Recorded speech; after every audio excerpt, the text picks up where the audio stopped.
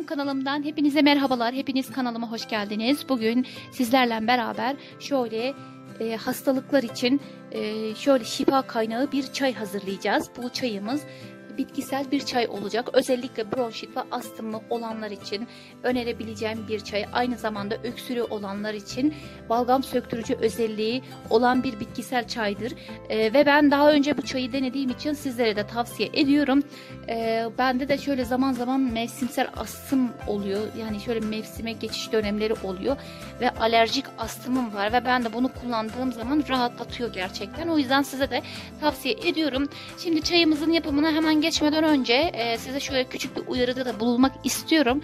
Böbrek rahatsızlığı olanlar ve sürekli ilaç kullananlar varsa doktorunuzun tavsiyesi üzerine lütfen bu çayı kullanın. Eğer hani doktorunuz size öneriyorsa kullanın. Önermiyorsa lütfen kullanmayın. Sizin sağlığınız için zararlı olabilir. Şimdi çayımızda kullanacağımız malzemelerimiz şöyle 2 tane önemli bitkimiz var. Ve bu bitkimiz şöyle kekik kullanacağız, ısırgan otu ve şöyle birazcık bal kullanacağız bu çayımızda. Şimdi arkadaşlar her iki bitkinin de gerçekten çok büyük faydası vardır. Yani mesela kekik şöyle faydalarına baktığımız zaman kanser önleyici özelliği var. Ve yine aynı şekilde ısırgan otunun da kansere karşı yani büyük bir etkisi var. Yani kanser önleyici özelliği var.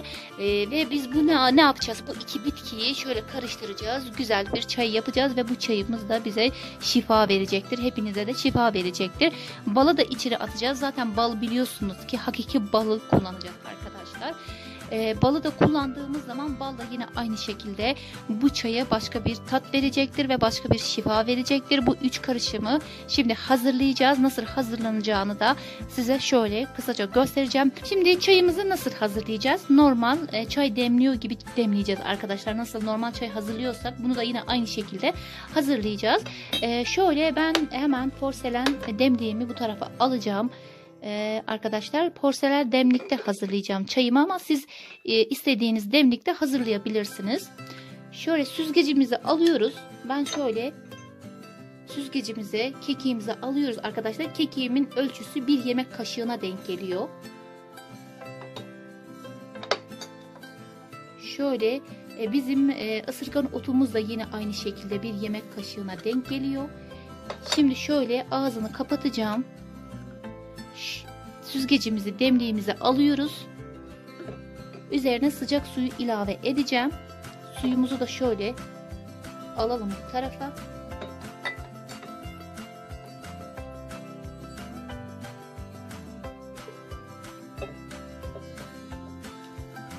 Şöyle bitkisel çayımızı 10 dakikalığına demlenmeye bırakacağız arkadaşlar. Günlük sabah akşam 1 bardak içmemiz yeter. Çayımız şöyle arkadaşlar, bitkisel çayımızı demlenmeye bırakacağız 10 dakikalığına.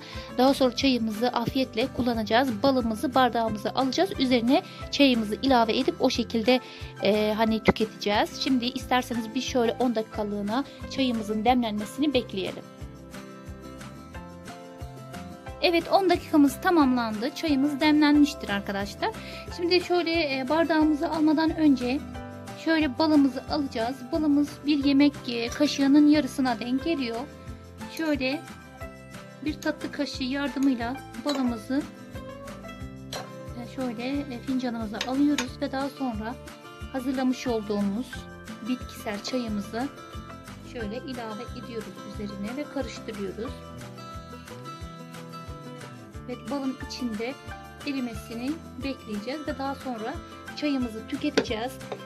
Eğer siz isterseniz arkadaşlar sinüslerinizi açmak için de buhar olarak kullanabilirsiniz. Şöyle bir lehenin içine hazırlamış olduğumuz bu çayı hani koyduktan sonra kafanızın üzerine şöyle bir örtü ya da havlu da olabilir.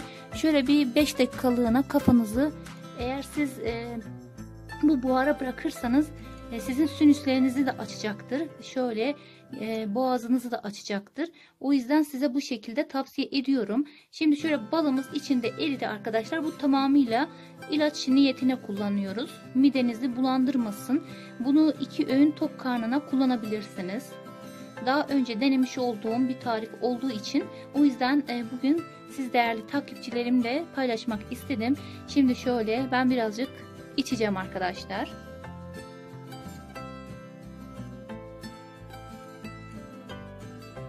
Gerçekten güzel arkadaşlar. Sizlere de tavsiye ediyorum.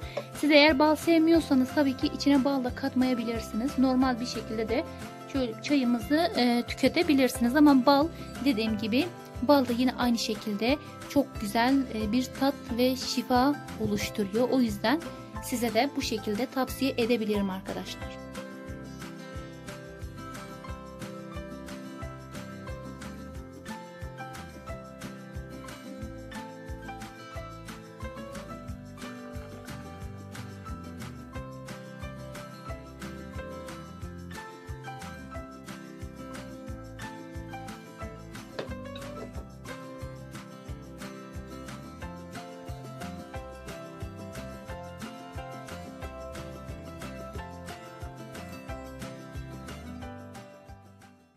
Bitkisel çayımızın tarifi bu şekildeydi. Umarım size bir şifa kaynağı olur. Ve arkadaşlar lütfen dediğim gibi eğer herhangi bir rahatsızlığınız varsa, ilaç kullanıyorsanız doktorunuza danışmadan bu çayı kullanmayın. Ve arkadaşlar videomun sonuna geldik.